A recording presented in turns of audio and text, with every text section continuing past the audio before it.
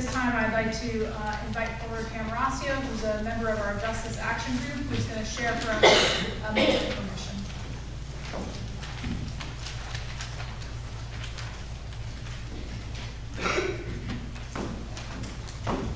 I've been told to keep it short. I'll do my best. So, first of all, Justice Action is an offshoot of the Social Justice and Mission team. We only have seven members on the team, so we decided to really focus on 3 priorities right now with the hope that we could make a difference in our state and our local community. Our 3 priorities are racial justice, which is a big focus of that is our work with Lake Oswego Respond to Racism. Immigration justice and LGBTQ+ issues with the emphasis on being more welcoming to our transgender siblings. Today I'm going to talk about immigration justice. So we voted to become an Immigrant Welcoming Congregation at our congregational meeting last June 2018. Part of our statement reads as follows. We are followers of Jesus who welcomes everyone and treats everyone with dignity and compassion. As members and friends of Lake Oswego United Church of Christ, we are called by our God to work to create a world where there are no longer strangers, responding in word and action whenever lives are made vulnerable or injustice occurs. In these days, we are moved by our faith and consciences to stand together with immigrants and their families. This requires that we build relationships across barriers, educate ourselves, advocate for human rights, and accompany our immigrant neighbors in time of need. Therefore, hereby, we declare ourselves an Immigrant Welcoming Congregation and commit to the following. Don't worry, I'm only going to read 2 of what the things that we committed to. It's quite long. We will actively and publicly work for comprehensive and just immigration reform in all levels of government, consistent with the policies and social teachings of the United Church of Christ. And we will be a compassionate and persistent voice for justice for our immigrant siblings and their families.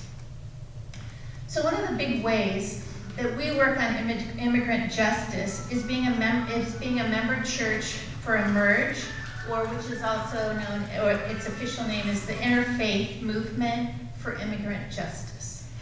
Last year, we were active with a no on 105, which was the anti-sanctuary bill that was trying to get passed, but it was defeated 60 to 40% approximately. We've attended worship services at Sheridan and vigils in Norcor and the Dells. We give money to IMIrJ through our social justice team. Dawn, and when I can, we attend the monthly meetings of IMIrJ with other faith communities. The last few years, and we've had Ron Warner, who's amazing, come and speak to us a couple times, and he's on the board for IMIrJ. Last few years, IMIrJ has really been acting on the defense to protect immigrants and then to put a lot of energy and money into defeating Measure 105. Well, IMIrJ is now working more on the offense to bring about positive changes to our immigrant communities. So IMIrJ has been asking the immigrant communities about what they need, and the number 1 issue is not being able to have driver's license in our state. Fear brought about many changes after 9/11 in 2001. Prior to 2008 in our state, you only needed a proof of identity, residence, and a proof of your driving skill. They added the other layer of needing to prove that you were a legal citizen. So that's taken a lot of people out of having a driver's license. So IMIrJ has decided to have 2 top priorities this year. They're trying to get 2 bills passed. One is the Equal Access to Roads Act, which is HB 2015. It will allow all Oregon residents who pass written and driving tests, pay fees, and provide proof of identity and residency to receive a standard driver's license. They're also going to have, they also have the Welcoming Refugees Bill, which would extend case management over 2 years. The federal government has cut support, and the Oregon legislature can step up to support refugees and ensure people resettle in the state are set up for success. As a Justice Action Team, we've decided to focus our energy on trying to get the equal access to roads passed. It would affect between 80,000 and 100,000 residents in our state. So IMIrJ is having the first ever Advocacy Day in Salem on Monday, April 8th.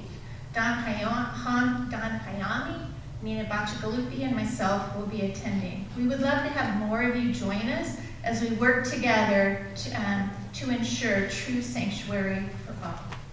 If you want more information, you can go onto the IMIrJ website, and there's lots of information about this, and I'll put a link in the e-news to it. So I just want for you to think back to the last few days. How many times have you driven? How many of you drove to church today? To work, to soccer practices, in my case, to lacrosse practices, I take Maddie, or to take her to her friends' houses, to the grocery store, or out to a restaurant, or to a park. Just try to imagine not having a driver's license and not being able to drive, or if you have to drive to get to work, living in fear of being stopped or getting into an accident and then being detained and possibly deported. So if you have any questions and want to know more information, feel free to talk to me or Don Hayami after church, or join us this Wednesday at 5 p.m. for our Justice Action Team meeting. In the narthex, I have some information about the bills that IMIrJ is working on. Thank you.